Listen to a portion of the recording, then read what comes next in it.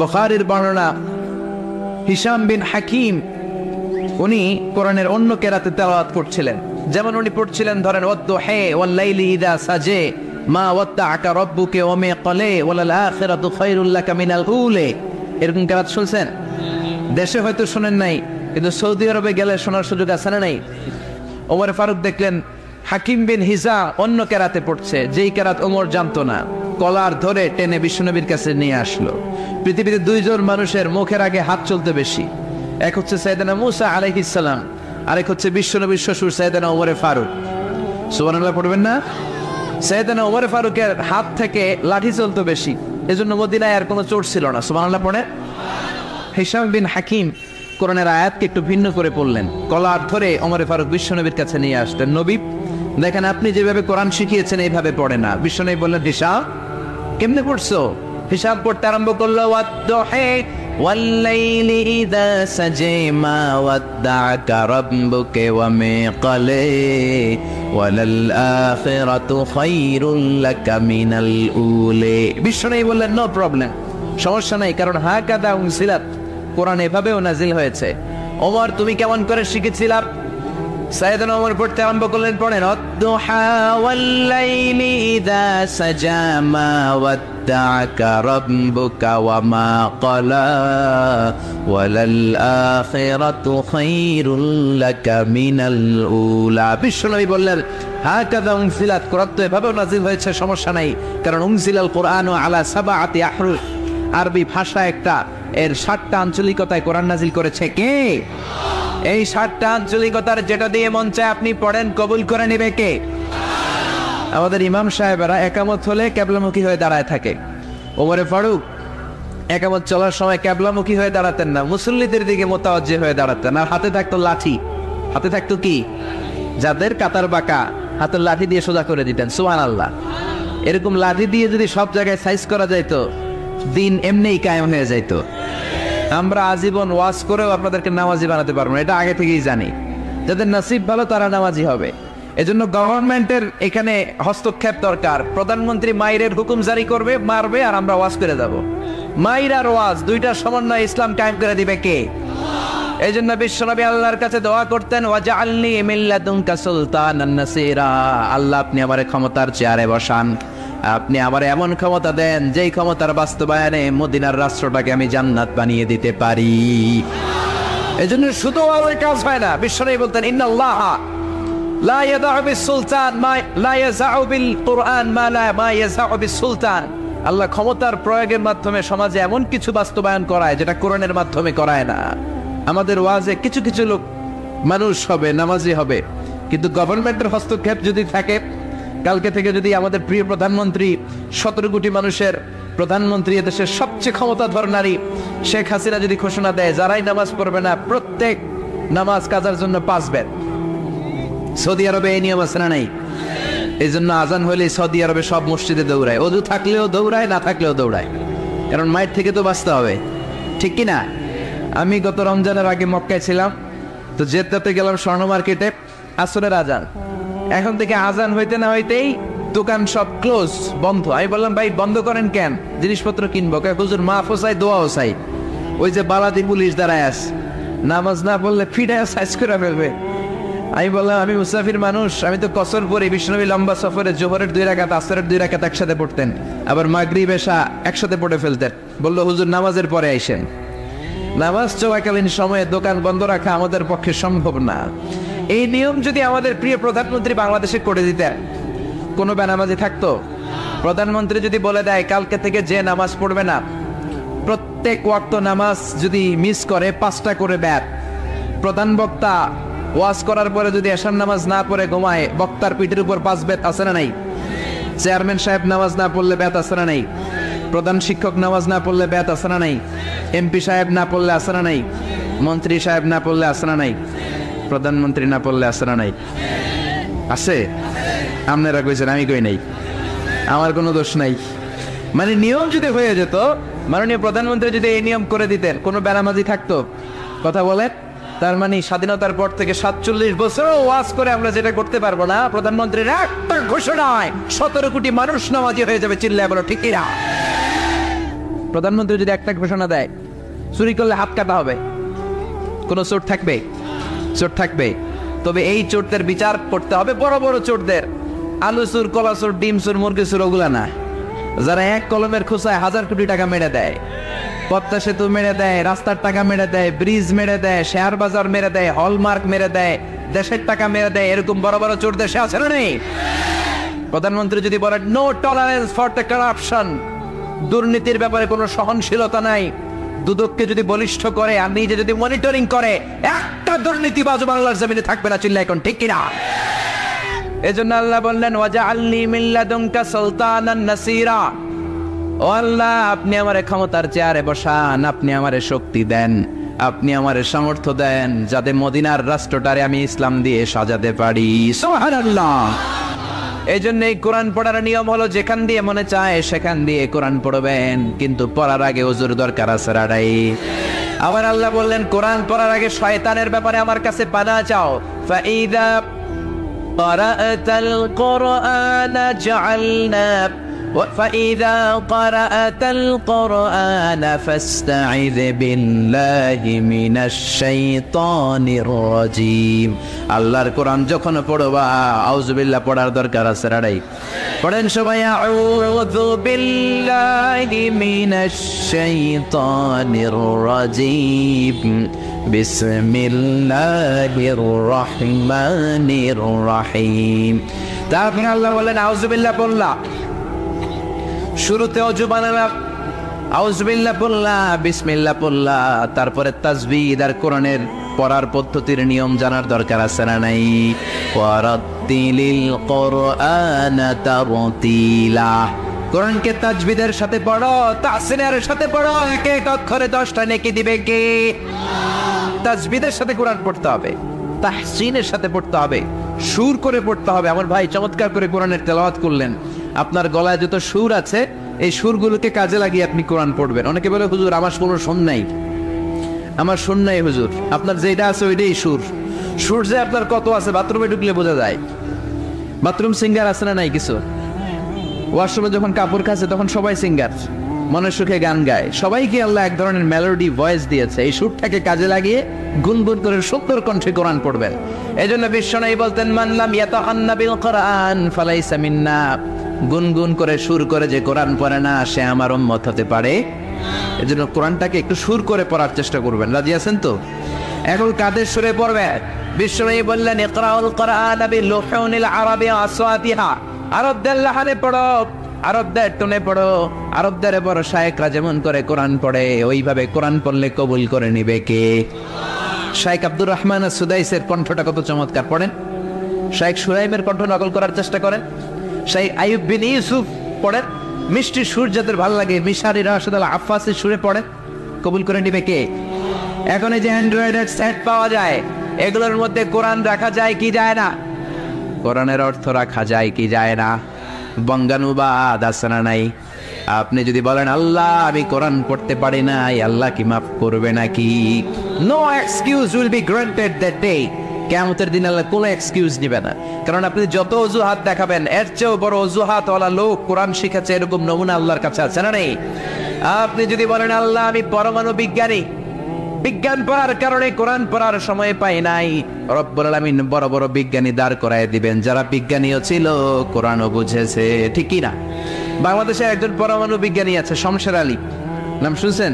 The scientific indications of the holy Quran, Baitul Mukarram থেকে publish করেছে, English মিডিয়ামে বইটা লেখা। কোরআনে কি কি বৈজ্ঞানিক তথ্য আছে এটা ডক্টর শমশের আলী স্যার লিখেছে।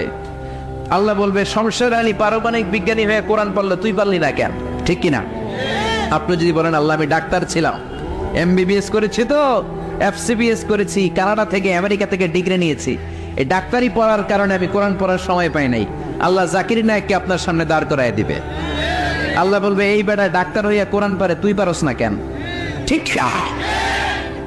আপনি যদি বলেন আল্লাহ আমি ইঞ্জিনিয়ার, এই জন্য আমি কোরআন পড়তে পারি নাই, আমি প্রকৌশলী ছিলাম, আল্লাহ খুররম জাহ মুরাদকে দাঁড় করিয়ে দিবে, পাকিস্তানের অনেক বড় ইঞ্জিনিয়ার, কাবা ঘরের প্রজেক্ট ডিজাইনার ছিলেন। আল্লাহ বলবে এই লোকটা একজন ইঞ্জিনিয়ার হয়ে কোরআনের ব্যাপারে কত বই যে লিখেছে, সে প্রকৌশলী হয়ে কোরআন পড়ার সময় পায়, তুই পালি না কেন? আপনি যদি বলেন আল্লাহ আমি হিন্দু আছিলাম মাফ করে দেয়, এই জন্য কোরআন পড়ে নেই, আল্লাহ বলবে যা তোরে মাফ করে দিলাম, তুই হিন্দু, মাফ করে দিবে? কথা বলেন, কোনো হিন্দুরও মাফ নাই। আমার অনেক মাহফিলে হিন্দুরা আসে, কারণ হিন্দু ধর্মের অনেক বিষয় নিয়ে কথা বলি তো, এজন্য ওরাও আসে। হিন্দু ভাইরাও একজনের ডাকে কৃষ্ণ কৃষ্ণ বলে ডাকে, ঠিক কিনা? আমরা ডাকি কারে? হিন্দুরা বলে जो तो मिटाना चाहे जीवन का तृष्णा सुबह शाम बोल बंदे कृष्ण कृष्ण कृष्णा। কিন্তু আমরা বলি जो तो मिटाना चाहे जीवन का जाला सुबह शाम बोल बंदे अल्लाह अल्लाह अल्लाह। ठीक है, जो तो मिटाना चाहे, যে মিটাতে চায়, জীবন কা তৃষ্ণা, মেশকাতুল মাসাবি, এটা সর্বপ্রথম বঙ্গানুবাদ করেছে হিন্দুর বেটা গিরিশচন্দ্র সেন। আল্লাহ বলবে হিন্দুর বেটা হয়ে কোরআন পারে, তুই পারস না কেন? চিল্লায় বলেন ঠিক কিনা? আরো জোরে বলেন ঠিক কিনা? এজন্য সেদিন কোনো মাফ নাই, সেদিন কোনো ক্ষমা নাই। কোরআন আপনাকে জানতেই হবে, কোরআন আপনাকে মানতেই হবে। জোরে কোন ঠিক কিনা? কোরআন এমন কিতাব, এই কিতাব পড়লে আপনার অন্তরের ঈমান বাড়ায় দেয় কে? وَإِذَا تُلِيَتْ عَلَيْهِمْ زَادَتْهُمْ إِيمَانًا وَعَلَى رَبِّهِمْ يَتَوَكَّلُونَ। আমার কিছু মুমিন বান্দা আছে, তাদের সামনে যখন কোরআন থেকে তাফসীর করা হয়, তাদের সামনে থেকে কোরআন থেকে যখন বয়ান করা হয়, তাদের সামনে বসে যখন কোরআনের তেলাওয়াত করা হয়, আমার ওই বান্দাদের ঈমানগুলো বাড়িয়ে দেয় কে? কোরআন পড়লে আপনার ঈমান বেড়ে যাবে, অন্তর তাজা হয়ে যাবে, আপনার রোগ থাকলে আপনি সুস্থ হয়ে যাবেন। এটা আমরা বিশ্বাস করতে পারি না, আপনার তো ঈমানই নাই, ওই বিশ্বাসটা নাই, এজন্য আপনি ভালো হন না। সূরা ফাতিহা পড়ে ফু দিলে নবী ভালো হইলে আপনি হবেন না কেন? আয়াতুল কুরসি পড়ে ফু দিলে হাসান হুসাইনের কাছে যদি জিন না আসে, আপনার ছেলের কাছে আসবে কেন? সূরা ফালাক সূরা নাস পড়ে সাহাবারা বাচ্চাদেরকে ফু দিলে কোনো জিন আসতো না, আপনি ফু দিলে জিন আসে কেন? তার মানে ঈমানের মধ্যে ঝামেলা আছে না নাই? আছে না নাই? বিশ্বনবী বললেন সূরা ফাতিহা পড়ে ফু দাও, সব অসুস্থতাকে সুস্থ করে দিতে পারে কে? কিন্তু ওই সিনসিয়ারিটি লাগবে, দোয়ার মধ্যে ওই বিশ্বাস, ওই ইখলাস, ওই আন্তরিকতাটা লাগবে। চিল্লায় বলেন ঠিক কি না? এজন্য বিশ্বনবী সূরা ফাতিহার নাম দিলেন সূরাতুদ দুআ, আবার এই সূরার নাম দিলেন সূরাতুশ শিফা। শিফার সূরা, ফাতিহা পড়ে ফু দিলে অসুস্থরে সুস্থ করে দেয় কে? বিশ্বনবীর হাতে বল্লা পোকা কামড় দিল, কামড় দিলে ব্যথা লাগে না? আয়েশারে বলল, আয়েশা লবণের পানি গরম দাও, ঢাললো, বিশ্বনবী সূরা ফাতিহা পড়ে ফু দিল, মা আয়েশার লবণের পানি ঢালাও শেষ, বিশ্বনবীর সূরা ফাতিহা পড়াও শেষ, আঙ্গুলের ব্যথাও। মা আয়েশা বললেন, আপনি নবী মানুষ, ফাতিহা পড়ে ফু দিলে তো ভালো হইতো, আমার কষ্ট দিলেন কেন?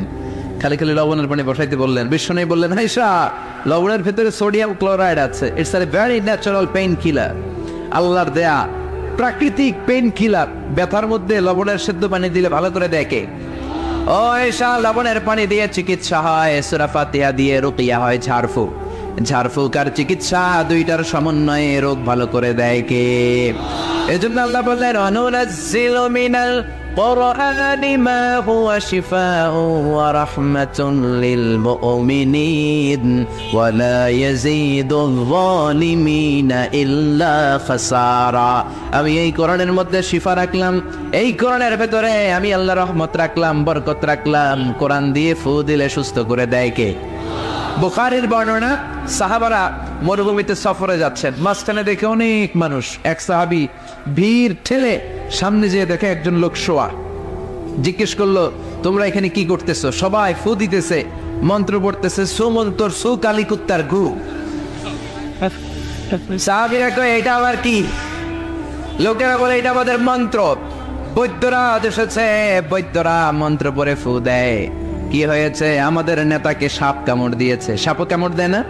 তো সাপে কামড় দিলে কি মন্ত্র বললে ভালো হবে? সূরা ফাতিহা পড়ে ফু দিলে ভালো করে দিবে কে?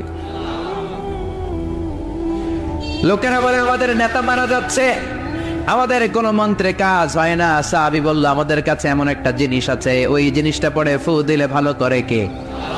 সবাই বলল, তাহলে করো। সাহাবী বলল, শর্ত আছে, আমাদেরকে 100 ছাগল দিতে হবে। কতিফু গানাম, এক পাল ছাগল। শুনতেছেন? সবাই বলল, ঠিক আছে, ছাগল দিব। কারণ যে লোকটা শুয়ে আছে আমাদের নেতা, নেতা বললে আমরা, যে দেশে আলেমদের মর্যাদা দেওয়া হয় না, ওই দেশে আলেম জন্মায় না, ওই দেশে জন্মায় টাকা, টন আর দুর্নীতিবাদ। চিল্লা এখন ঠিকই না? এই জন্য আল্লাহ বললেন এই কিতাবটা এমন কিতাব, এই কিতাবের সাথে যদি তোমরা লেগে থাকো, দুনিয়া আখিরাতে সব জায়গায় সম্মান বাড়াবে কে? পৃথিবীর কোন কিতাবের সাথে এই কিতাবের তুলনা চলে? এই যে আমরা অন্যান্য ধর্মের কিতাবের নাম শুনি, বেদ, শ্রীমদ্ ভগবত গীতা, বাইবেল, মহাভারত, ত্রিপিটক, এগুলোর সাথে কোরআনের তুলনা হয়। ওই কিতাবগুলোতে অসঙ্গতি আছে। কোরআনে কোনো অসঙ্গতি আছে? ভুল আছে? সন্দেহ আছে?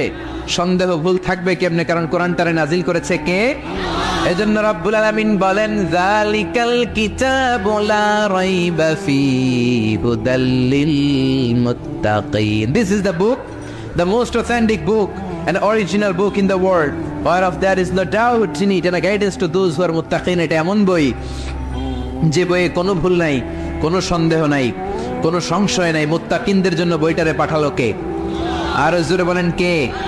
এই জন্য কেউ যদি চায় এই কোরআনের আওয়াজকে নিভিয়ে দিবে, নিভাতে পারবে? কেউ যদি চায় কোরআনের কপিগুলো জ্বালিয়ে দিবে, জ্বালাতে পারবে? ব্রিটিশরা 200 বছরের পরাধীনতার জিনজির পড়ালো আমাদেরকে। যাওয়ার সময় একটা কমিটি রেখে গেল ইন্ডিয়ান সাবকন্টিনেন্টে, to have a look how to destroy the holy book Quran from Indian subcontinent. দেখো তো কেমন করে ভারত থেকে কোরআন তাড়ানো যায়। তারা রিপোর্ট করলো, কোরআনের যত কপি আছে আপনারা আগুন দিয়ে জ্বালায় দেন, তাহলে কোরআন দূর হয়ে যাবে। ওমি আগুন দিয়ে কোরআন পোড়ায় দিলে কোরআন দূর হয়ে যাবে? কথা বলেন। ভারতবর্ষে হাফেজে কোরআন আছে না নাই? আরেক 33 সদস্যের কমিটি পাঠালো এই রিপোর্টটা ঠিক কিনা দেখার জন্য। তারা এসে গবেষণা করে বলে, no, the previous report was absolutely wrong. আগের রিপোর্টটা ভুল ছিল, because the people of Indian subcontinent, they don't just write down the holy Quran in blank pages, they memorize the Quran in their heart. ভারতবর্ষের লোকেরা কোরআনকে শুধু কাগজে লিখে রাখে না, কোরআনকে তারা হেফজ করে সিনার মধ্যে রাখে। যদি কোরআনকে ভারতবর্ষ থেকে দূর করতে হয়, ভারতবর্ষের লক্ষ লক্ষ হাফেজে কোরআনদেরকে জবাই করে রক্তের গঙ্গা বইয়ে দিতে হবে, তা না হলে ভারত থেকে কোরআন দূর করা যাবে। তার মানে আগুন জ্বালিয়ে দিলে, আগুন লাগাই দিলে কোরআনের কাগজে কোরআন পড়বে, কিন্তু হাফেজের কলিজায় কোরআন আছে না নাই? যদি আগুন লেগে ধ্বংস হয়ে যায়,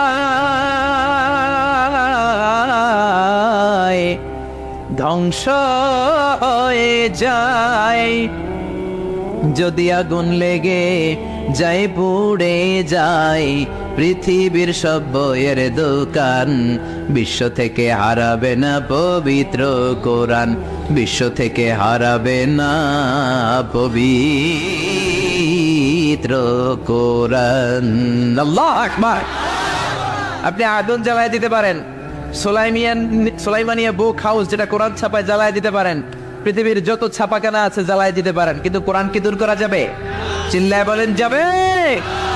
আমি প্রায় ফ্রান্সের বিখ্যাত সার্জন ডক্টর মরিস বুকাইলির কথা বলি।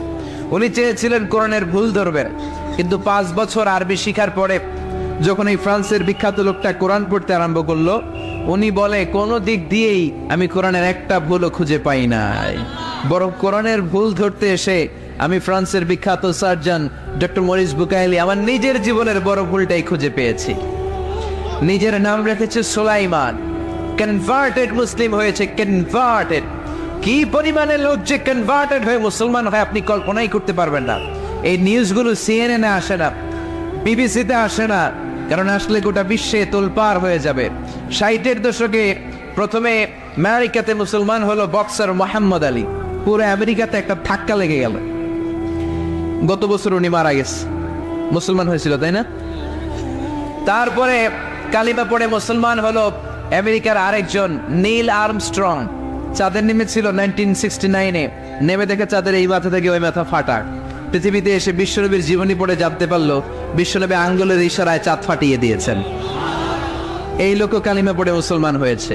এই 2 সেলিব্রিটি মুসলমান হওয়াতে পুরো আমেরিকায় তোলপাড়। এরপর যখন এই যার কথা বললাম ডক্টর মরিস বুকাইলি, ফ্রান্সের বিখ্যাত সার্জন এবং মমি স্পেশালিস্ট, উনি যখন কালিমা পড়ে মুসলমান হলো, এবার ধাক্কা লাগলো ইউরোপে, কারণ ওনার বাড়ি ফ্রান্সে। ইউরোপে আরেক ধাক্কা। এই তো গোটা বিশ্বের সেলিব্রিটিরা বানের পানির মতো ঢলে ঢলে কালিমা পড়ে মুসলমান হতে শুরু করলো। 2006 সালে কালিমা পড়ে মুসলমান হলো পাকিস্তানের বিখ্যাত ক্রিকেট তারকা ইউসুফ ইউয়ানা, ঠিক কিনা? মুসলমান হওয়ার পরে নাম রেখেছে মোহাম্মদ ইউসুফ। কালিমা পড়ে মুসলমান হয়েছে আমেরিকার পপ স্টার মাইকেল জ্যাকসন। কালিমা পড়ে মুসলমান হয়েছে খোদ আমেরিকা যুবমন্ত্রী জসুয়া ইভান্স। কালিমা পড়ে মুসলমান। কালিমা পড়ে মুসলমান হয়েছে তামিল নায়িকা মানিকা রেহামারতিরাজ। মুসলমান হওয়ার পরে নাম রেখেছে রাহিমা। কালিমা পড়ে মুসলমান হয়েছে নেলসন ম্যান্ডেলার, সাউথ আফ্রিকার অবিসংবাদিত নেতা নেলসন ম্যান্ডেলার আপন নাতি গত বছর ম্যান্ডেলা কালিমা পড়ে মুসলমান। টনি ব্লেয়ারের আপন শালী লরেন বুথ মিডিয়া কর্মী কালিমা পড়ে মুসলমান। পানির মতো, বন্যার পানির ঢলের মতো ইউরোপ আমেরিকায় কালিমা পড়ে লোকজন মুসলমান হচ্ছে। টুইন টাওয়ার অ্যাটাকের পরে মুসলমানের সংখ্যা আমেরিকাতে দ্বিগুণ হয়েছে। After the 9/11 attack, the number of Muslim community already have been doubled in United States of America. বর্তমানে আমেরিকায় মসজিদের সংখ্যা 3000-এরও বেশি। ইউরোপে আমেরিকাতে মুসলিম সোসাইটিতে গণহারে দাওয়াতি কাজ হচ্ছে। এজন্য আপনার ছোট্ট খাট্ট ষড়যন্ত্রে, আপনার হুমকি আর ধমকিতে, আপনার কোনো আওয়াজে কোরআনের কথা বন্ধ হবে না। চিল্লা এখন ঠিক না। কোরআনের বিরুদ্ধে যারা কথা বলে, আমার এই আল্লাহর 30 পারা কোরআনের বিরুদ্ধে যারা আইন এদেশে বানাতে চায়, একটা আইনও আমরা মানি না। চিল্লা এখন ঠিক না। আল্লাহর কোরআন দিয়ে আমরা এদেশে আইন চাই। আল্লাহর কোরআন নিয়ে এদেশে আমরা বাঁচতে চাই। যারা কোরআনের বিরোধিতা করে তাদের সাথে আমাদের কোনো সম্পর্ক। এজন্য কোরআন বাস্তবায়নের জন্য সবকিছু বিলিয়ে দিতে রাজি আছে মুসলমান। কোরআনের জন্য গোটা বিশ্বের সব মানুষও যদি কোরআনের বিরুদ্ধে নেমে যায়, কোরআনের কিচ্ছু করতে পারবে না তারা, কারণ কোরআনকে হেফাজতের স্বয়ং দায়িত্ব নিয়েছে কে? এজন্য আল্লাহ বলেন, ইন্না নাহনু নাযালনা যিকরা ওয়া ইন্না লাহু লাহাফিযুন। আমি রব্বুল আলামিন এই কোরআনকে মুহাম্মদ সাল্লাল্লাহু আলাইহি ওয়াসাল্লামের উপর নাজিল করেছি, আর এই কোরআনকে টিকিয়ে রাখার দায়িত্ব, কোরআনের আলোকে ছড়িয়ে দেওয়ার দায়িত্ব আমি আল্লাহ নিজেই নিয়েছি। কোন সুবহানাল্লাহ।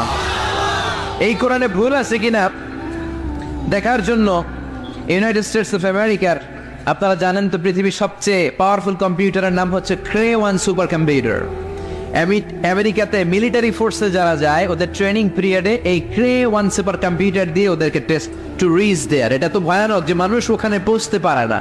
আপনারা জানেন সংখ্যাতাত্ত্বিক নিয়ম শুরু হয় একক দিয়ে, তারপরে দশক, তারপর শতক, সহস্র, অযুত, লক্ষ, নিযুত, কোটি, million, billion, trillion, zillion, pillion, এরপরে হচ্ছে অক্ট্রিলিয়ন। তাও 1, 2, 3 অক্ট্রিলিয়ন নয়। গোটা বিশ্বের সবাই যদি 63 অক্ট্রিলিয়ন বছর হায়াত পায়, আরে 63 বছরই তো আমরা হায়াত পাই না। সবাই যদি 63 অক্ট্রিলিয়ন বছর হায়াত পায়, সবাই যদি দিন দুনিয়ার সব কাজ ফেলে দিয়ে শুধু কোরআনের মতো একটা কিতাব রচনা করতে চেষ্টা করে, যদি জিন আর মুসলমানেরা এক হয়ে যায়, আল্লাহর বিরুদ্ধে নেমে যায়, যদি বলে জিন আর মানুষ ভাই ভাই, আল্লাহর আর রক্ষা নাই, আমরা কোরআন বানায় ফেলামু, তাহলে মেবি পারহ্যাপস সম্ভবত কোরআনের মতো একটা বই হলেও হতে পারে। কিন্তু সর্বশেষ Cray-1 সুপার কম্পিউটার বলে, logically it's quite impossible to create a book like কোরআন।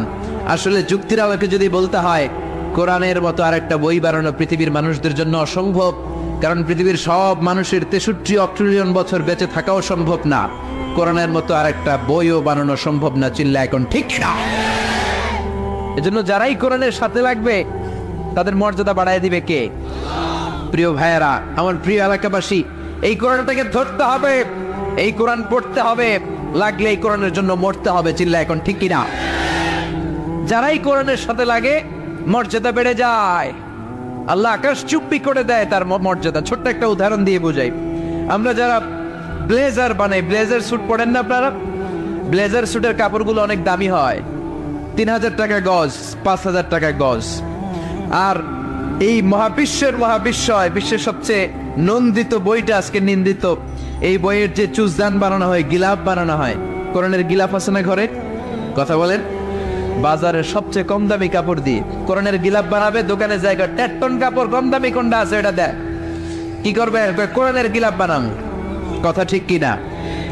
সবচেয়ে কম দামি 1.5 টন কাপড়, 30 টাকা গজ, ওইটা দিয়ে কোরআনের গিলাফ বানানো হলো। আর 3000 টাকার গজের কাপড় দিয়ে আপনার ব্লেজার স্যুট বানানো হলো। ঘরে ঢুকে একদিন দেখলেন ব্লেজার মাটিতে পড়ে আছে, ব্লেজারে আপনার পা লেগে গিয়েছে।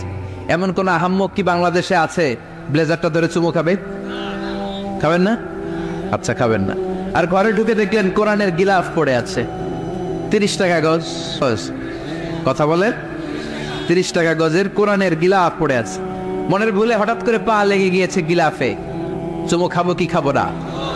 এমন কোন মুসলমান আছে কি যে চুমো খাবে না?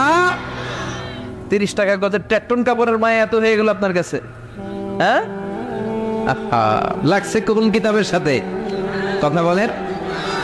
এই কোরআন যদি ট্যাটন কাপড়ে আকাশের উপরে নিতে পারে, এই কোরআন যদি তোমার সিনায় জায়গা দাও, তোমার কি আল্লাহ উপরে উঠাতে পারে না? এজন্য কোরআনের সাথে লাগলে ট্যাটন কাপড় যেমনি আকাশ চুম্বি হয়ে যায়, কোরআনের সাথে যারাই লাগবে তাদের মর্যাদা বাড়ায় দিবে কে? ইউনাইটেড স্টেটস অফ আমেরিকার ওয়াশিংটন ডিসিতে একটা কনফারেন্স হয়েছিল, যেই কনফারেন্সে পৃথিবীর সব ধর্মীয় গ্রন্থগুলো 10 মিনিট করে আবৃত্তি করার সুযোগ পাওয়া হয়েছিল। পৃথিবীর যত ধর্মগ্রন্থ, সব ধর্মগ্রন্থের শায়েকরা, রিসাইটার যারা, আবৃত্তিকারক যারা, তারা গিয়েছিল সবার জন্য 10 মিনিটস করে সময়, in order to see which book is the most excellent book ever in the world. পৃথিবীর কোন ধর্মগ্রন্থের বইয়ের তেলাওয়াতটা সুন্দর। সেখানে গিয়েছে হিন্দুদের বেদ, রামায়ণ, শ্রীমত ভগবত গীতা, ত্রিপিটক, দীঘানিকায়, গ্রন্থ সাহেব। চীনের একটা প্রাচীন ধর্ম আছে কনফুসিয়াস, এই কনফুসিয়াসের প্রাচীন পাণ্ডুলিপি নিয়ে যাওয়া হয়েছে।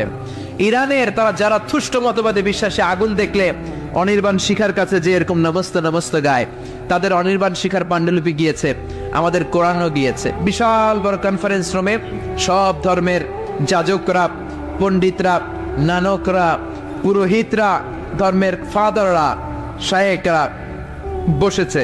আর বিচারক চেয়ারে বসা, 10 মিনিট করে সবাই আবৃত্তি করবে। সবাই বলেন কয় মিনিট? 10 মিনিটস। বিচারকের সামনে 2 বাতি, একটা লাল বাতি, একটা সবুজ বাতি, green button, red button. Green বাটনে চাপার সাথে সাথে 10 মিনিটের আবৃত্তি শুরু, সবাই ধর্মগ্রন্থ আবৃত্তি করে। আর রেড বাটনে চাপার সাথে সাথে আবৃত্তি শেষ। উনি প্রথমে ইনভাইট করেছে শ্রীমত ভাগবত গীতা, তারা গিয়ে তাদের মতো করে তাদের ধর্মগ্রন্থ আবৃত্তি করতে শুরু করেছে। ওম নমো ভগবতী বাসুদেবায়। তাদের প্রত্যেক শ্লোকে ঈশ্বর, ঈশ্বরী, ভগবান রাম কৃষ্ণের স্লোগান আছে না নেই? তারা ভগবতী বলে টান দিয়েছে। আফটার ফিনিশিং 10 মিনিটস, বিচারক প্রেস দ্য রেড বাটন, লাল বাতি চেপেছে, শ্রীমত ভগবত গীতা আবৃত্তিকারক নেমে এসেছে। ডাকা হয়েছে বেদ, ডাকা হয়েছে পুরাণ, ডাকা হয়েছে দশাতীর, ডাকা হয়েছে দীঘানিকায়া, ডাকা হয়েছে ত্রিপিটাক। 3টা পিটক মিলে ত্রিপিটাক, বিনয় পিটাক, শ্যাম পিটাক, অভিধর্ম পিটাক। এরা বলে ওম শান্তি, ওম শান্তি, ঠিক কিনা? টেলিভিশনে আমরা দেখি এদের মাথায় চুল নাই, হলুদ চাদর গায়ে দিয়ে বলে বুদ্ধাং শরণং গচ্ছামি, ধম্মাং শরণং গচ্ছামি, আর বলে নির্বাণাং পরমং সুখং, নির্বাণাং পরম শান্তি, ওম শান্তি। কিন্তু মিয়ানমারে যে নারকীয় তাণ্ডব তারা দেখিয়েছে, ওদের আসলে বলা দরকার ওম অশান্তি, ওম। আল কোরআনের প্রথম বাণী পড়ো, আল হাদিসে নবীর কথা পড়ো, পড়ে পড়ে শেখো, শিখে শিখে তুমি তোমার নিজের জীবন গড়ো। আল্লাহু আকবার। এই কোরআন এমন কিতাব, এই কোরআন আপনাকে পড়ার কথা বলে, এই কোরআন সমাজকে আলোকিত করার কথা বলে, এই কোরআন আপনাকে জান্নাতের কথা বলে। চিল্লায় বলেন ঠিক কিনা? এই কিতাব এমন দামি কিতাব, এই কিতাবের প্রতিটা অঙ্গনেই আল্লাহ কিতাবের মর্যাদা বাড়ালেন। আসমানি কিতাব 104টা, চিল্লায় বলেন কয়টা? এর মধ্যে সর্বসেরা কয়টা? এর মধ্যে সর্বশ্রেষ্ঠ কোনটা? আবার নবীদের মধ্যে সর্বসেরা নবী বিশ্ব নবীর উপর কোরআন নাজিল করলেন। আল্লাহ মুসা নবীর উপর কোরআন নাজিল করতে চাইলে করতে পারতেন কি পারতেন না? ঈসা নবীরও দিতে পারতেন, সাইয়েদনা ইব্রাহিমকে দিতে পারতেন, কিন্তু বিশ্ব নবীর উপর কোরআন নাজিল করে কোরআনের মর্যাদা বাড়ালো কে? আবার পৃথিবীতে যত এক্সিস্টিং ল্যাঙ্গুয়েজ আছে, সবচেয়ে সেরা ভাষা কোনটা? কথা বলেন। ওই আরবি ভাষায় কোরআন নাজিল করে কোরআনের মর্যাদা আরেক ধাপ বাড়ায় দিলেন, ঠিক কিনা? আমাদের যে 12 মাস, আরবি 12 মাসের মধ্যে শ্রেষ্ঠ মাস কোনটা? রমজান। এই রমজানে কোরআন নাজিল করলো কে? আবার রমজানের 30 দিন 30 রাতের মধ্যে সবচেয়ে সেরা মাহেন্দ্র ক্ষণ কোনটা? লাইলাতুল কদর, ঠিক কিনা? লাইলাতুল কদরের রাত্রিতে কোরআন নাজিল করলো কে? যেই কোরআনকে আল্লাহ এত মর্যাদাবান করলো, ওই কোরআনের সাথে যদি কেউ লেগে যায়, ওই কোরআন যদি কেউ তেলাওয়াত করে, কোরআন যদি পড়ে শুনে মানে, তারও মর্যাদা আছে না নাই? আসলে নেই। এই জন্য সকাল শুরু হতে হবে আমাদের কোরআন দিয়ে। ফজরের সালাত জামাতে পড়ার পরে 68,000 গ্রাম থেকে একটা সময়ে গুনগুন গুনগুন করে কোরআন তেলাওয়াত হতো। মক্তবগুলোতে আমি যখন ছোট্ট, আমাদের শাহী মসজিদে আমরা কোরআন পড়তাম। আপনাদের এই মসজিদগুলোতে এখনো মনে আছে না? এটা আমাদের tradition, we are proud of it. আমাদের এই ঐতিহ্য আমরা ভাঙবো না। প্রতিদিন সকালবেলা ছেলে মেয়েদেরকে মক্তবে পাঠাবো। রাজি আছেন? যদি সকালবেলা স্কুলে পাঠান, যদি কিন্ডারগার্টেন থাকে, শামসুল হক খান থাকে, তাহলে বিকেলবেলা সান্ধ্যকালীন ক্লাসের ব্যবস্থা করবেন আপনারা যারা গার্ডিয়ান আছেন তারা। কারণ সবার আগে কোরআন, সবার আগে কি? বাঁচতে হলে কোরআন পড়তে হবে, বাঁচতে হলে কোরআন জানতে হবে। তা না হলে আপনি মরে যাবেন, আপনার মৃত্যু দিবসটা কবে এটাও ছেলে মনে রাখবে না। আপনার জন্য দোয়া করার সময়টাই সে পাবে না, যেরকম ঠিক কিনা? এজন্য ছেলে মেয়েদেরকে কোরআন শিখান, ছেলে মেয়েদেরকে হাফেজে কোরআন বানান, ছেলে মেয়েগুলারে মাদ্রাসায় দেন। এই ছেলেগুলারে আল্লাহওয়ালা বানাবে কে? আর যদি ইসলাম না শিখান, কোরআন না শিখান, এগুলোই হবে বাংলা ভাই, ইংরেজি ভাই, অঙ্ক ভাই, এগুলোই হবে আরশাদ শিকদার, পিচ্চি হান্নান, কালা জাহাঙ্গীর, এগুলোই হবে জঙ্গি। আর কোরআন শিখান, এগুলোর ভদ্র বানাবে কে? ছেলে মেয়েদেরকে কোরআন শিখাতে রাজি আছেন তো? নিজে আপনার বিবিকে কোরআন শোনাবেন, বিবি আপনাকে শোনাবে, একসাথে সূরা ইয়াসিন মুখস্থ করা শুরু করবেন। ছোট্ট ছেলেটারে বলবেন, বাবা এই শুক্রবার থেকে সামনের শুক্রবার দেখি কে কার আগে এই মাসের শুরু থেকে আগামী মাস পর্যন্ত সূরা ইয়াসিন আমরা মুখস্থ করব। 2-3 দিন পর পর ফিট বোর্ডে নাড়ায়, দোয়ার অভিনয় করে। এগুলো শিখানোর দরকার আছে না নেই? কোরআনে হাফেজ বানানোর দরকার আছে না নেই? এজন্য এখন থেকেই ছেলে মেয়েদেরকে মসজিদমুখী করেন। অনেক মুরব্বী আছে, ছোট বাচ্চা মসজিদে গেলে ধমক দেয়, আছে না নেই? ধমক দিয়েন না। যে মুরব্বী মসজিদে গেলে বাচ্চাদেরকে ধমক দেয়, দেখা যাবে ওই মুরব্বী ছোট্টবেলায় মসজিদে দিকে পিছলা খেয়ে আসারও খায় নাই, মসজিদের দিকে যায় নাকি কখনো। তো ছোট্ট বাচ্চাটা মসজিদে যায়, আপনি ধমকান কেন? কখনো বাচ্চারা মসজিদে গেলে ধমকাবেন না। আজকে যদি বের করে দেয়, আর জীবনে মসজিদে ঢুকাতে পারবেন না। আর এখন থেকে যদি মসজিদমুখী করেন, এগুলোই হবে নামাজি, এগুলোই হবে ভদ্র, এগুলোই হবে সমাজ সেবক, এগুলোই হবে আল্লাহওয়ালা, এগুলোই হবে আগামী প্রজন্মের অহংকার। চিল্লায় বলো ঠিক কিনা? অনেক আলোচনা শুনলাম, এবার কর্মসূচি। আজকের আলোচনার কর্মসূচি নাম্বার 1, সবাইকে কোরআন জানতে হবে। We need to know how to recite the Holy Quran with tajweed. তাজবিদের সাথে কোরআন জানবেন। বয়স হয়ে গেছে, পান খাইতে খাইতে জিহ্বা ভারী, কোনো অজুহাত আল্লাহ নিবে না। এতদিন পারেন নাই, কালকে থেকে পারবেন, ঠিক কিনা? ইনশাআল্লাহ করবেন না? সান্ধ্যকালীন কোরআন শিক্ষার আসর করেন। ইমাম সাহেব, খতিব সাহেব ডগের মাদ্রাসায় পড়ে, আশেপাশের মাদ্রাসাগুলোয় পড়ে, এই হাফেজ ছাত্রদেরকে ধরে আপনারা কোরআন শিখেন। ছেলে মেয়েদের অন্তরের ভেতরে কোরআনের নূর ঢুকায় দেন। ফ্যামিলিগুলোরে জান্নাতি ফ্যামিলি বানায় দিবে কে? প্রতিদিন কোরআন তেলাওয়াত করতে হবে। Our day should be started with the recitation of Holy Book Quran. রাজি আছেন? আমার সাথে একমত না বোধহয়? রাজি আছেন সবাই? তাহলে কোরআন জানতে হবে, কোরআনের তেলাওয়াত সহি শুদ্ধভাবে শিখতে হবে। 2 নাম্বার সবচেয়ে জরুরি কর্মসূচি হচ্ছে we need to know the Holy Quran in our own mother tongue. আমাদের মাতৃভাষা আমাদেরকে কোরআন বুঝতে হবে। আল্লাহ কি বললো আমরা বুঝি না, এজন্য অন্তরে লাগে না। তারাবির সালাতে যখন কাবা ঘরের ইমাম শাইখ আব্দুর রহমান আস-সুদাইস আযমের আয়াতগুলো বলে টান দেয়, চিৎকার দিয়ে হেরেম শরীফের চারদিকে সবাই কান্নায় ভেঙে পড়ে। শাইখ আব্দুর রহমান আস-সুদাইস নিজেও কাঁদে, আমরাও কাঁদি। কাঁদার জন্য 3-4 মিনিট উনি তেলাওয়াত বন্ধ রাখেন, আবার নিজেকে সামলে নিয়ে আবার তেলাওয়াত করেন। আবার জান্নাতের আয়াতগুলো যখন পড়েন, সাবলীল কণ্ঠে পড়েন, অন্তরগুলো মানুষের আনন্দ উচ্ছল্লা হয়ে যায়।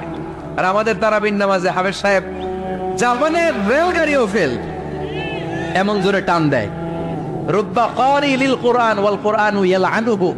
এমন কিছু হাফেজে কোরআন আছে যাদেরকে কোরআন রহমত না দিয়ে লানত দেয়, যারা কোরআনের তাজবিদ আদায় না করে, তাহসিন এবং সিফাত আদায় না করে মন গড়া কোরআন তেলাওয়াত করে। খবরদার! কোরআনকে তাড়াহুড়ো করে কোনো মসজিদে আপনারা পড়বেন। 20 রাকাত পড়তে পারেন না, 18 রাকাত পড়েন। 18 রাকাত পারেন না, 14 পড়েন, 10 পড়েন, 8 পড়েন, কিন্তু যত রাকাত পড়বেন কোরআনকে তাহসিনের সাথে, তাজবিদের সাথে থেমে থেমে তেলাওয়াতের দরকার আছে না নেই? এজন্য মাতৃভাষায় বুঝবেন। কি সুন্দর আল্লাহ সূরা ইউসুফের তাফসীর করলেন, কত চমৎকার ঘটনা। সূরা মারিয়ামের সূরার ভেতরে আল্লাহ কত চমৎকার কথা বললেন। বিশ্বনবী কোথায় কি করলেন, আল্লাহর এই 30 পারা কোরআনে আছে না নাই? এজন্য মাতৃভাষা বাংলাতে বুঝতে হবে। বঙ্গানুবাদ কোরআন কি আমাদের কোনাপাড়ার এই পাড়াডগারের লাইব্রেরিগুলোতে পাওয়া যায় না? প্রত্যেকটা ঘরে। মিজানুর রহমান আজহারীকে আপনারা পছন্দ করেন, আমি আসলেই লোকের বন্যা হয়ে যায়, আমার কথা কি আপনারা রাখবেন না? আমি সকলের পায়ের মধ্যে আমার এই দুটি হাত কাবা ঘর টাচ করেছে, কাবার কিনারা টাচ করেছে, অনেক বড় বড় জায়গা টাচ করেছে। সবার দুটি পায়ের মধ্যে আমি হাত রেখে অনুরোধ করব, প্রত্যেকের ঘরে একটা করে বঙ্গানুবাদের কোরআন থাকা চাই। রাজি আছেন? রাজি আছেন সবাই? আজ থেকে আমরা কোরআন পড়বো, কোরআন শিখবো, কোরআন দিয়ে ফ্যামিলিটারে গুছাবো। প্রতিদিন একটা করে হলেও কোরআনের বঙ্গানুবাদ আপনি পড়বেন। আল্লাহ নতুন করে আর কিছু বলবে না, যা বলার সব বলে দিয়েছেন। এজন্য কোরআনকে আল্লাহ শুরু করেছেন বিসমিল্লাহ দিয়ে, মানে বা দিয়ে, আর শেষ করেছেন মিনাল জিন্নাতি ওয়ান নাস, মানে সিন দিয়ে। বা আর সিন মিলালে কি হয়? বাস। এই বাস দিয়ে এবার ঢাকা যাবেন নাকি? না, বাসে চড়ার বাস নাই, বাস মানে যথেষ্ট, বাস মানে সাফিসিয়েন্ট, কাফি। যা বলার বান্দা সব বলে দিলাম, বাস। শ্বশুর বাড়িতে জামাই বাবু খাচ্ছে, শালারা দুষ্টামি করে, কেউ মুরগির রোস দেয়, কেউ ঠ্যাং দেয়। জামাই কয় বাস বাস, আর দিস না। আরে বাস, যথেষ্ট, আর তো খাইতে পারি না, বাস। এই বাস মানে যথেষ্ট, আর লাগবে না। আল্লাহ বুঝাতে চাইলে 30 পারা কোরআনে যা দিলাম তোমাদের জন্য বাস, যথেষ্ট। নতুন করে আর কিচ্ছু বলবো না। এদের চাও তো কোরআন পড়ো, চিল্লা এখন, ঠিক না? এজন্য প্রতি ঘরে ঘরে আগামীকাল থেকে কোরআনের বঙ্গানুবাদ চাই। অ্যান্ড্রয়েড সেটগুলোর ভিতরে অ্যাপস পাওয়া যায়, সফটওয়্যার পাওয়া যায়, আল কোরআনের মর্মবাণী পাওয়া যায়। যার যেই বঙ্গানুবাদ সহজ লাগে, রমাদানে শুধু কোরআনের খতম দেওয়ার জন্য আল্লাহ কোরআন পাঠায় নাই। আপনি 4 খতম 7 খতম কেন দেয়? দিয়ে কি লাভ? তেলাওয়াত করলে সওয়াব হয়, কিন্তু অর্থ বললে 10 গুণ সওয়াব। চিল্লা এখন, ঠিক কিনা? আল্লাহ কি বললো আপনি কিছুই জানেন না, কিন্তু প্রতি বছরে বছরে 20 খতম। এই কোরআন তেলাওয়াতের কোনো মানে নাই।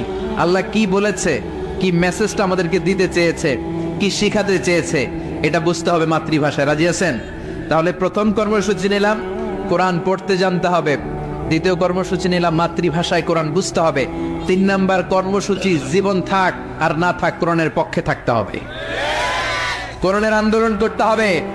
যারা কোরআনের পক্ষে তাদেরকে সাপোর্ট করতে হবে, যারা কোরআনের কথা বলে তাদেরকে ভালোবাসতে হবে। বিশ্বনবী বলেছেন কোন আলেমান আও মুতাআল্লিমান, হয় আলেম হও, নয় আলেমদের কাছে পড়ো, নয় আলেমদের সাথে সম্পর্ক রাখো, নয় আলেমদের সাথে আত্মীয়তা করো। ওয়ালা তাকুনাল খামিসা, পঞ্চমটা হইও না, 4টা হও, হয় আলেম অথবা মুতাআল্লিম, আলেমের কাছে শিখো, আলেমরে ভালোবাসো, কিংবা আলেমের সাথে আত্মীয়তা করো। 5 নাম্বারটা হইও না, মানে আলেম বিদ্বেষী হইও না। চিল্লা এখন, ঠিক কিনা?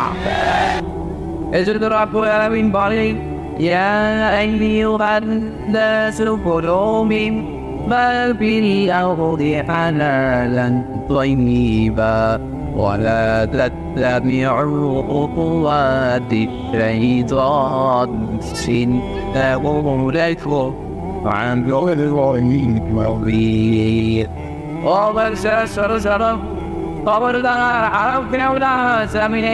আমি পবিত্র বানিয়েছি, যেটাকে আমি হালাল বানিয়েছি, ওইটা খাও। হালালে বরকত দিয়েছে কে?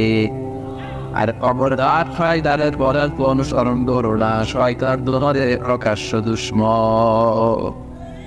ঠিক না? হালাল খেতে বলেছে, যেটা জানি পবিত্র, এটা আমরা খাবো। যেটা হারাম ওইটা আমরা খাবো। আরামের সাথে আমাদের সম্পর্ক নাই। এই সিদ্ধান্তে সবাই একমত, সবাই একমত। হালাল দিয়ে আমরা আমাদের জীবন চালাতে চাই। রাজি আছেন সবাই? তাহলে আসুন হালাল এবং হারামের ব্যাপারে আমরা বিস্তারিত জেনে নেই, যে আমাদের জীবনে কোনটাকে আল্লাহ তাআলা হালাল করেছেন, কোনটাকে হারাম করেছেন। কিভাবে আমি হালাল দিয়ে আমার জীবনকে সাজাবো, কেমন করে হালাল দিয়ে জীবনকে গুছাবো, আর কেমন করে হারাম থেকে আমি বেঁচে থাক, এই মূল্য দিয়ে প্রিন্সিপালস আমাদের জানা দরকার নাই। প্রিয় ভাইয়েরা, আমার রহমতুল্লাহ প্রিয় ভাইয়েরা, আজকে এই চমৎকার দুপুরে আমরা হালাল এবং হারামের কিছু মূলনীতি জেনে যাব, যে মূলনীতিগুলো আপনি সামনে রাখলে আপনার পুরো জীবনে হালাল হারাম নিয়ে আপনি কখন পিছনে পড়বেন। আপনাদের মনোযোগ আসছিল? আসো আমরা হালাল এবং হারামের মূলনীতিগুলো জেনে নেই। হালাল এবং হারামের প্রথম মূলনীতি হচ্ছে এই পৃথিবীতে যা আছে সব হারাম, যা আছে সব কি হালাল। মৌলিকভাবে হালাল, যতক্ষণ কোনো জিনিসের ব্যাপারে হারাম হওয়ার দলিল না পাওয়া যায় ততক্ষণ পর্যন্ত সব কিছু হালাল করেছে গিয়ে আল্লাহ। যখন দলিল পাওয়া যাবে যে এটা হারাম, তখন থেকে আমরা ওইটার কাছেও যাবো না। তার পর্যন্ত সব হালাল, ঠিক কি না? আর হালাল প্রমাণ করতে হয়তো দলিলের প্রয়োজন হয় না। আমি তুই বলি এটা হালাল, কেউ তুই বলে এটা হালাল, দলিল কি? দলিল দেওয়া লাগবে? কিন্তু হারাম বলতে আমাদের দলিল নিতে হয়। তাও যেহেতু দলিল নয়, অকাত্য দলিল, কোরআন এবং সুন্নাহ, কোরআন এবং সুন্নাহ অকাত্য দলিল ছাড়া কোনো জিনিসকে আপনি হারাম ঘোষণা করতে পারবেন না। এই জন্য যারা বারবার আরাম আরাম আরাম আরাম বলে এদেরকে আপনি যাওয়া যাবে না। যারা আমাদেরকে আলো দেখায়, যারা আমাদেরকে আশা দেখায়, আমরা তাদের কাছে যাব। আল্লাহর হাবিব সাল্লাল্লাহু আলাইহি ওয়াসাল্লাম বলেছেন, বাশিরু ওয়ালা তুনাফিরু, সুসংবাদ দাও, মানুষের দিক থেকে হারিও না। ইয়াসিরু ওয়ালা তুআসিন, সহজ করে ইসলামকে উপস্থাপন করো, ইসলামকে কঠিন করো না, ঠিক না? আওয়াজ করে বলে তো ইসলাম পালন করা, ইসলাম মানা, এটা সহজ না কঠিন? জোরে বলে সহজ না কঠিন? ওযু করে আওয়াজ করা ফরজ, তাই না? ওযু পানি নেই, তাই আবু করে বলে গোল করে গে দাঁড়িয়ে দাঁড়িয়ে নামাজ পড়া ফরজ। কোমরের ব্যথা দাঁড়াতে পারছে না, বসে বলো কবর করে গে বিয়েতে বহরা দেওয়া কি ফরজ? আওয়াজ করে বলেন ফরজ। এখন বহরা যদি না থাকে, এক সাহাবী বলেন রাসূলুল্লাহ বিয়ে করুন। আবার আমসার বলেন বিয়ে করবে তো তোমার বহরা আছে? সাহাবী বলেন বহরা নাই, বহরা নাই তো কি আছে? কিছু নাই। আবার আমসার বলেন কিছু না, কি বিয়ে করবে কেন? সাহাবী বলে রাসূলুল্লাহ বয়স তো আর বছর থেকে একটা বিয়ে তো করা হয়। আল্লাহ হাইসারা জিজ্ঞেস করলেন কোরআন থেকে মুসলমান পারো? সাহাবী বললেন পাই। এক যুবতী মেয়েকে জিজ্ঞেস করলেন এই কোরআন পারো? সে বললেন না, কোরআন পারি। আল্লাহ হাবিব সাল্লাল্লাহু বললেন বিয়েতে রাজি আছো? মেয়ে বলল রাত।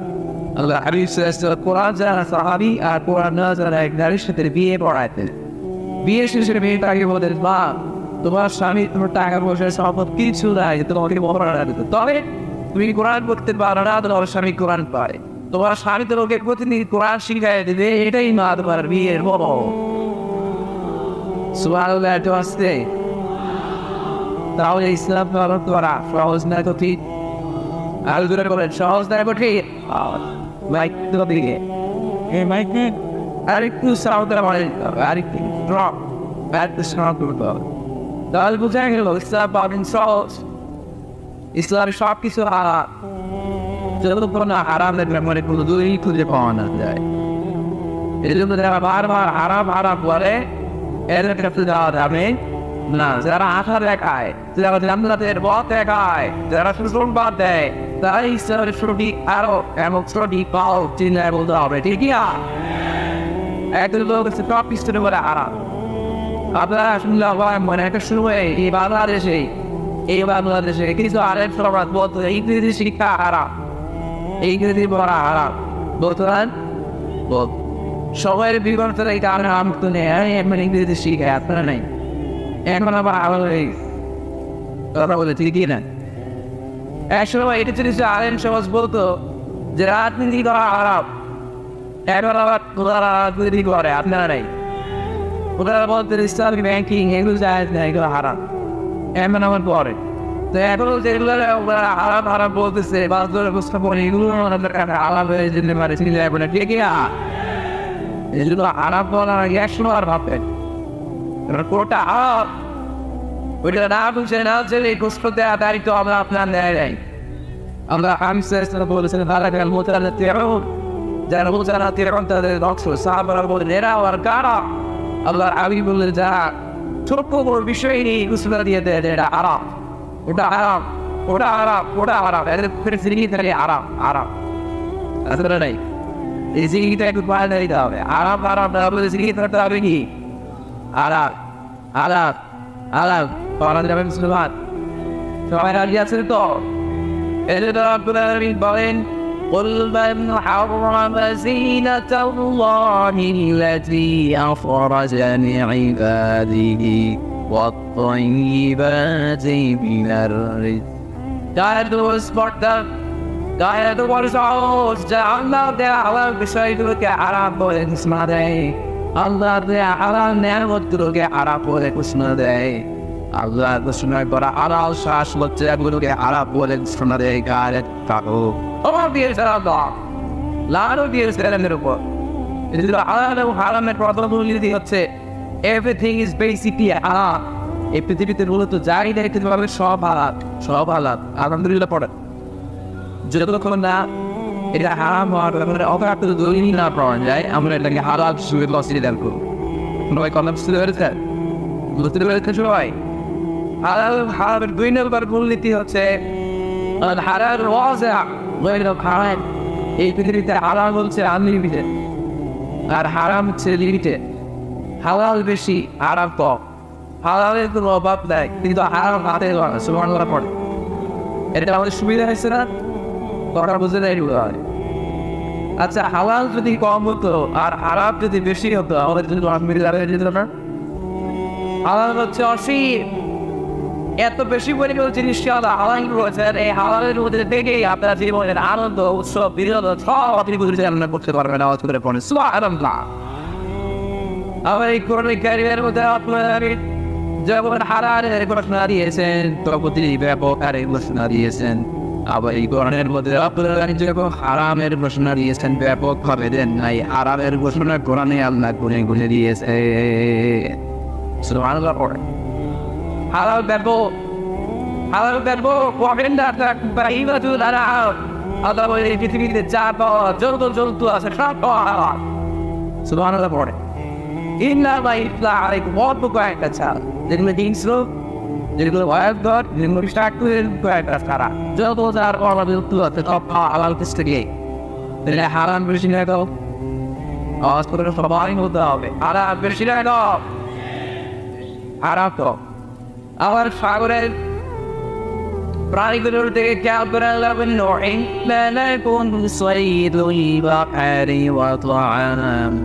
সাগরের ভেতরে যত ধরনের জগৎ প্রাণী পাওয়া যায় সবগুলো শিকার করার খাওয়াকে তোমাদের জন্য হালাল করে থেকে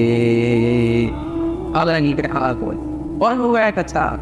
তারপরে হালাল হচ্ছে পৃথিবীতে আনলিমিটেড, অনেক, আর হালাল হচ্ছে লিমিটেড। এই জন্য কোরআন যখনই আল্লাহ হালালের কথা বলে আল্লাহ ব্যাপক হবে, আল্লাহ বলে সব হালাল। আর যখনই হারামের ঘোষণা দেয় আল্লাহ গুলি করে দেয় অল্প কয়েকটা, এই জন্য গোনা যায়, হালাল করা যায়। আপনি হাতের করতে পারবেন, হালাল করতে পারবেন। যদি আল্লাহ জিজ্ঞেস করেন আল্লাহ কাকে বিয়ে করা হালাল, আল্লাহ বলবেন সবাইকে বিয়ে করা হালাল। বাংলাদেশের মেয়েকে বিয়ে করা হালাল, রংপুরের মেয়েদেরকে বিয়ে করা হালাল, চাঁদপুরের মেয়েদেরকে বিয়ে করা হালাল, চট্টগ্রামের মেয়েদেরকে বিয়ে করা হালাল, ওই কাশ্মীরের মেয়েদেরকে বিয়ে করা হালাল, সৌদি আরবের মেয়েদেরকে বিয়ে করা হালাল, সাদা চামড়ার মেয়েদেরকে বিয়ে করা হালাল, কালা চামড়ার মেয়েদেরকে বিয়ে করা হালাল, কাটো মেয়েদেরকে বিয়ে করা হালাল, লম্বা মেয়েদেরকে বিয়ে করা হালাল। হালালের কোনো শেষ নাই, ঠিক না?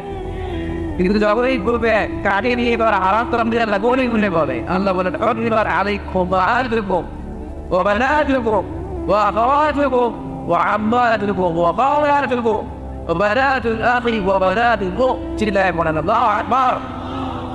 যখন এদিকে শুনে আল্লাহ তাহলে বলেন কাদেরকে বিয়ে করা হারাম, আল্লাহ বলে মালকে বিয়ে করা হারাম, কন্যাকে বিয়ে করা হারাম, নিজের বোনকে বিয়ে করা হারাম, বুবুকে বিয়ে করা হারাম, আরাকে বিয়ে করা হারাম, পাতিকে বিয়ে করা হারাম, নিজের ভাগ্নিকে বিয়ে করা হারাম। এরকম 14 জন নারীকে বিয়ে করা হারাম করেছে কি মাত্র কয়জন? আচ্ছা আইস কয়জন? আদা লক্ষ লক্ষ কোটি সুবহানাল্লাহ পড়ে। আবার যেমন কাদেরকে পশুগুলোকে খাওয়া হারাম, আল্লাহ বলেন সব হারাম। যখন জিজ্ঞেস করলাম আল্লাহ কোন পশুগুলো খাওয়া হারাম, আল্লাহ বলেন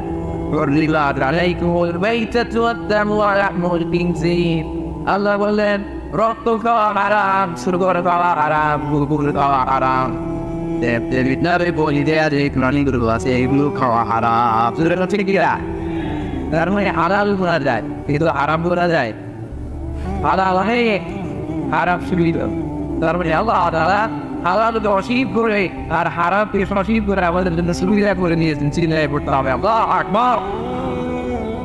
হালাল এবং হারামের 3 নাম্বার মূলনীতি হচ্ছে ইসলাম প্রতিষ্ঠা হারাম বুঝিয়ে দিয়ে করে বসে থাকে দেয়, সাথে সাথে এই গ্রহণটা হালাল ওই রাত করে নিয়েছে। সুবহানাল্লাহ পড়ে। যেমন সুদ খাওয়া, আওয়াজ করে বলেন হালাল না হারাম। আমরা বললাম আমরা সুদ যদি হারাম হয় নাহলে হালাল করতে হবে, বলে সুদ হারাম কিন্তু ব্যবসা করা হারাম। আমি সুদকে করেছি হারাম, আর ব্যবসাকে করে দিয়েছি তোমাদের জন্য হালাল সিলাই করে সুবহানাল্লাহ। মানুষের রিজিকে 9-10 ভাগের 9 ভাগ আছে এই ব্যবসাতে। আল্লাহর হাবিব নিজেও ব্যবসায়ী ছিলেন, আর তার যারা সন্তুল আমি মাহাদ্দাবিকি ওয়াসিদ্দিকিন ওয়াসশুহাদাই ওয়াসসালিহিন সত্যবাদী আমাদের ব্যবসায়ী তাদের হাসিল হবে কিয়ামতের ময়দানে নবীদের সাথে, শহীদদের সাথে, আল্লাহর ওলিদের সাথে চিল্লায় বলেন আল্লাহু আকবার। এজন্য ইসলাম যখন কোনো জিনিসকে আরাম বলেন, আরাম বলে মুখের মধ্যে তালা লাগিয়ে ইসলাম বসে থাকে না, সাথে সাথে এই বিকল্প একটা রাস্তা ইসলাম দেখিয়ে দেয়। সুবহানাল্লাহ। ইসলাম যখনই বলল সত্য হারাম, সাথে সাথে ইসলাম বলে ব্যবসা করা হারাম। ইসলাম যখনই বলে সিনা করা হারাম, পরকীয়া করা হারাম, গার্লফ্রেন্ড বয়ফ্রেন্ডের সংস্কৃতি হারাম, তখন আমরা ইসলামদের জিজ্ঞেস করবো ইসলাম সব যদি আরাম হয় তাহলে যৌনতা আমরা নিবারণ করবো কি হবে? ইসলাম বলে জিনা করা হারাম, পরকীয়া হারাম, প্রেম ভালোবাসা হারাম, কিন্তু তার বিপরীতে ইসলাম বিয়েকে হারাম করে দিয়েছে। চিল্লায় পড়েন আল্লাহু আকবার। আর মানে কিন্তু হারাম বলে ইসলাম বসে থাকে না। অনেক আলিমরাও দেখবে, আমি কারোর নাম নিচ্ছি না, ইন জেনারেলি আমি বলছি, I don't specify anymore. আমি specify অনেক দেখে বলে আইরা হারাম, ওইটা হারাম, হারাম তো তার আলাদা ঠোঁটের ওইটা বল, ওইটা বলতে পারেন। অনেক জিনিস সাজেস্ট করতে পারেন।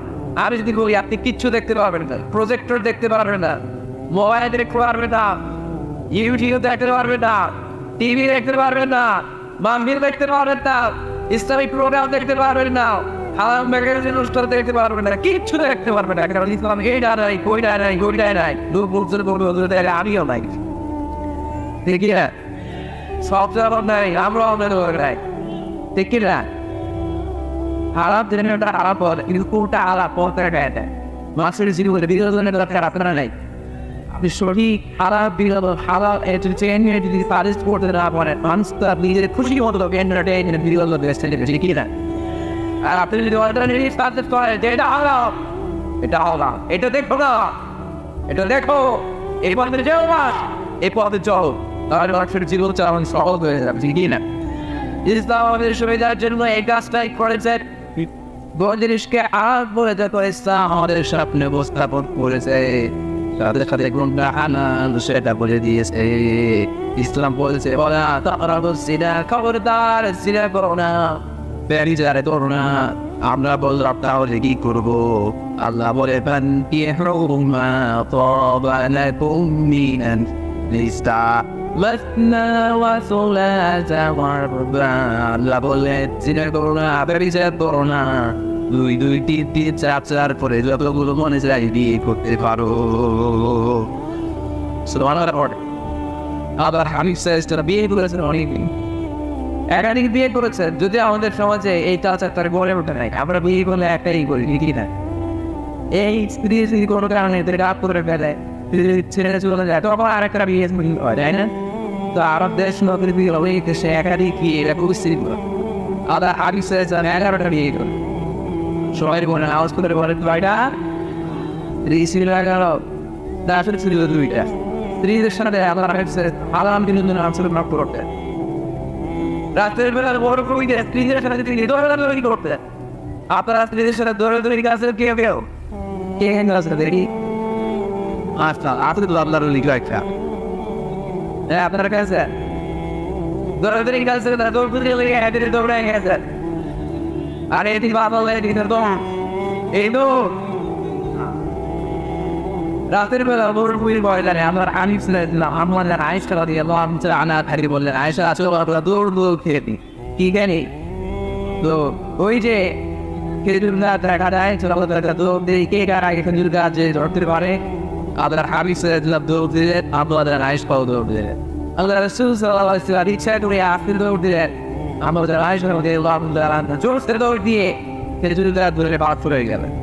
আল্লাহ রাসূল সাল্লাল্লাহু আলাইহি ওয়াসাল্লাম সেকেন্ড আমাদের আয়েশা খুব খুশি।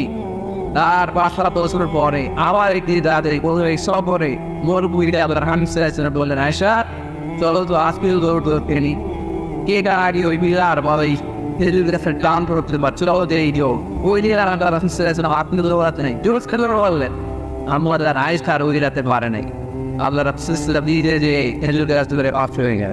আল্লাহ পড়ে আয়েশা রাদিয়াল্লাহু আনহা সেকেন্ড হয়ে গেলেন, রাগ করে বসে আছে। আল্লাহ আয়েশা সাল্লাল্লাহু বলে আয়েশা রাদিয়াল্লাহু আনহার কাছে যে বলেন, ইয়া আয়েশা هذه تلك سابقة ওই 7 বছর আগে এক রাত তুমি হারাইছিল, আজকে তোমার হারাই মরে দিল দিয়ে নিলাম। সুবহানাল্লাহ।